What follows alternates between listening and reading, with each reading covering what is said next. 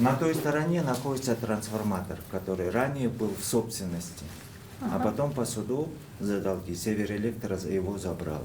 Борбор калаанын так ортосундагы көп кабаттуу үйлөрдүн биринде 3 жылдан бери электр жылуулугу жок. Кыш келген сайын көтөрүлгөн көйгөй ушул күнгө чейин чечилбей келет. Күн сууктагандан улам айрым үй бүлөлөр жаш балдар менен башка жактан батирей жарага алып жашап жатышыптыр. Арасында жашы улгайгандай жарандар бар. Алар дагы үйдүн муздактыгынан улам ооруп калып жатыптыр. 3-4 жылдан бери мына жылуулук отоплениясы иштебейт.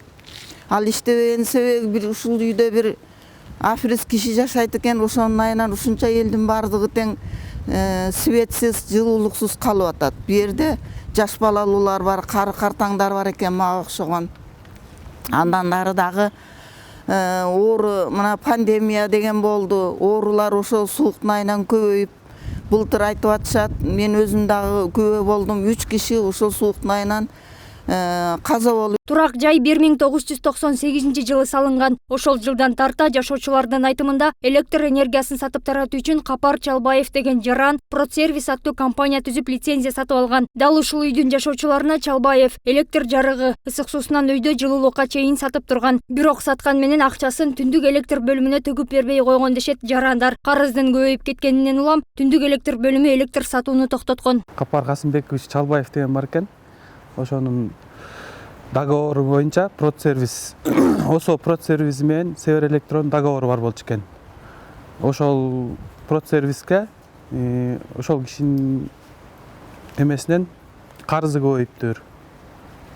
Ошол кишинин айынан бизди карыз төлөмөйүнчө деп биздин котельныйга свет бербей атышат 3 жылдан бери. Анан анысы аз келгенсе азыр 5 киловатт кылып койду, биз вообще эчтеке кыла албай атабыз да. Ушу балдарыбыз менен үшүп отурабыз. Ал эми түндүк электр башкы башкармалыгы карыз өз убагында 4 миллион сомдон ашып кеткенин айтат. Мындан улам эки тарап соттошконго чейин барып, Чалбаевдин атында жазылган трансформатор түндүк электр башкармалыгынын балансына алынган. Ошол процесстен ары кимдир алып аткан ал боюнча бизде маалымат жок болчу. Аны билгенге да укугубуз жок болчу. Бул ушул маселе. Анан элдер ушуга байланыштуу ошол процесстин директору Чалбаев Капар Касымбековичке берип төлөп келген жөнүндө айткан маалыматтар бар. Андан сырткары биз ошол жана айтып кетпедимби? Акыркы жолу ошо 2012 жылы башталган соттук өндүрүш боюнча карызды өндүргөндөн кийин трансформаторду биздин баланска алгандан кийин гана бизде техникалык мүмкүнчүлүк пайда болгондон кийин гана элдерге ар бирине счетчик коюп свет бердик.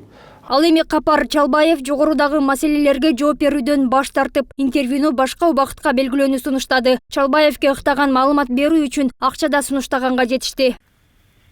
Нуржан, качан убактыңыз болот? Мындай жакшы отуруп, даже мен завтра атасын сизге төлөп берейин. Завтра погода, во-первых, тиги эме нелетный. Во-первых, мен тиги эмеле судебный исполнитель тиги соттон келдим.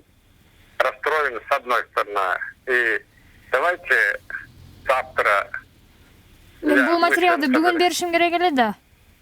Сиздин жоогуңуз Ажыбек Баатыр көчөсүнүн номер 2-үйүндө жалпысынан 30 батир бар. Алардын 2 батири дал ушул Капар Чалбаев деген адамга таандык дешет жашоочулар. Деген менен жашоочуларды коммуналдык кызмат менен толук камсыздоо жоопкерчилигинен качып келет. Продсервис ишканасынын жетекчиси Капар Чалбаевдин мойнунда 889 000 карызы бар. Андыктан бул карыз төлөнгөн соң Продсервис электр алып сатуу бөлүмү элге өтөт дейт түндүк электр башкармалыгы. Андан соң гана элдер жылуулук тармагына ээ боло алышат. Нуржан Султанбекова, Чолпонбек Зарипов, 7 канал, Бишкек.